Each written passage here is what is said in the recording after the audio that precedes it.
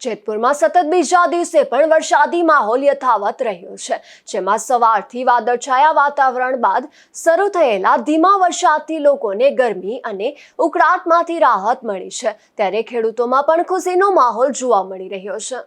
જેતપુર શહેરમાં સતત બીજા દિવસે પણ વરસાદી માહોલ જોવા મળ્યો છે।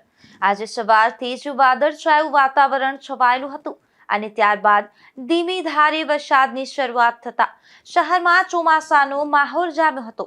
શહેરના તીનબત્તી ચોક, સરદાર ચોક, એમજી રોડ સહિતના અનેક વિસ્તારોમાં વરસાદ વરસતા વાતાવરણમાં ઠંડક પ્રસરી ગઈ હતી। છેલ્લા ઘણા દિવસોથી અનુભવાતી અસહ્ય ગરમી અને ઉકળાટમાંથી લોકોને મોટી રાહત મળી છે। સતત બીજા દિવસે વરસાદ વરસતા ખેડૂતોમાં પણ ખુશીની લાગણી જોવા મળી રહી છે। ખેડૂતોના જણાવ્યા મુજબ આ વરસાદ ખરીફ પાકની વાવણી અને ખેતી માટે લાભદાયક સાબિત થશે તેવી આશા છે। Bureau report, Gujarat news, Jetpur.